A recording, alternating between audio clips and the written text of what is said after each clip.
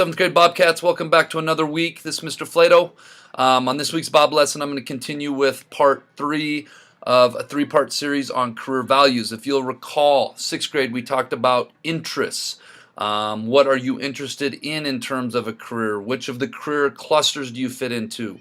Maybe which of the 6 Holland interest types do you fit into? We've kind of got that here.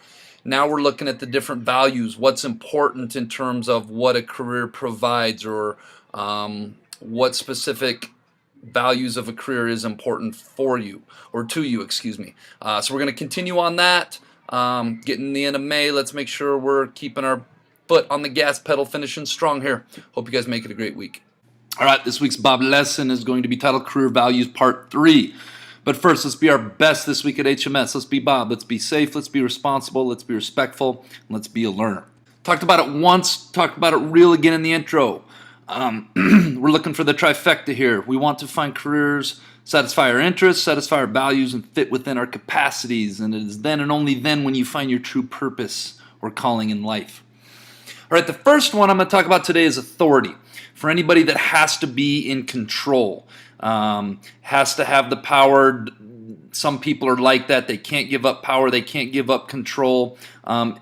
And they need high levels of authority. Is it important to you to find a career where you are the boss and hold authority over others? And I put in over others, but that doesn't necessarily need to be the case. It can just be that you have to have the power. The next one is social status. When I think of high careers that have high social status, I think of professional athletes. I think of President of the United States. I think of Governor Mr. Bullock. We had him on a B.O.B Lesson last year. I think of professional singers, things of that nature. I think of principals of middle schoolers. Shout out Mr. McKay. Some people like jobs that have high social status. Is it important to you to find a career where you're viewed by others as being someone important in society? I don't know. Is it?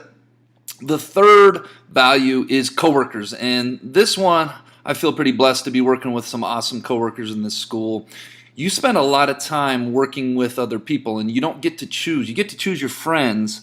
You don't get to choose your coworkers all of the time. Is it important to you to find a career where you work with others you genuinely like and get along with well? You come to work every day for 8 hours, 2,080 hours a year on average. That's a lot of time to be spending with people that you don't like. So if it's important to you to find coworkers who you get along with well, that may be a value that you hold near and dear to your heart. The fourth one I'm going to talk about is moral values. When we talk about moral values, we're not talking about things that are against the law. We're not talking about things that are ethically, which isn't against the law, but how would I describe ethics? Ethics is you just shouldn't do it because it's doing the right thing. Well, moral values are things that are important to you. And there's lots of jobs out there that aren't very morally savvy, I guess I would say, and I'm not going to get into a whole lot of them. But the one that I will get into is, say, being a cigarette or a tobacco salesperson.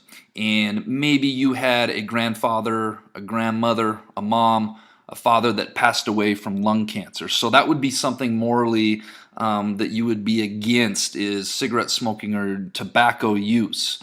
So is it important to you to find a career where you're not asked to do something that is in conflict with your moral values? That would be a situation that I described that may fit against your moral values. It's hard for me to go out making a living selling. Well, I'll give you a perfect example. In my old job, I was in charge of selling Coke and other alcohol products. And every day I would see people lined up at Town Pump at 8 a.m. trying to buy their alcohol. And I thought to myself, I am promoting something that maybe isn't good for that person or their family or our society as a whole if that person gets in trouble or gets behind the wheel. So that was something that was kind of starting to go against my moral values a little bit in my old career. But in the example I gave you, if you're asked to go out and promote tobacco sales and you have a family member that has passed away from cancer caused by that tobacco, that might be against your moral values. So everybody has a different moral compass. Everybody has a different set of moral values. What is yours? And is it important to find a career that doesn't compromise those? The last is supervision. In virtually every position you're in, someday in this world, you're going to have somebody that you answer to. Even if you are the boss of something, you have a board of directors to answer to. We all answer to somebody. And if that somebody is fair and kind and understands your job and works with you on things, that can be vitally important. If they're not, that can make your job a real headache in a hurry. I'm blessed to work for awesome administrators here, along with awesome coworkers, as I mentioned before, so I feel pretty lucky.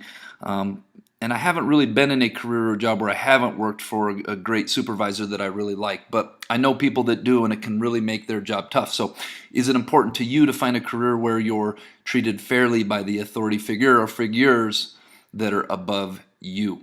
So I went over 5 today. There's 15 total. Go back and watch those other ones. Start thinking about when you're looking at careers, or maybe even a job when you're in high school someday, what is important to you? Unfortunately, you can't have them all. So pick out the ones that are important to you and find a career where those values are being met. This week's quote of the week comes courtesy of this gentleman here, Gary Vaynerchuk.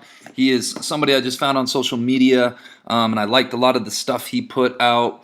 Him and his family migrated from somewhere in Eastern Europe, I believe maybe Russia, when he was a kid, lived in New York City, crammed in an apartment.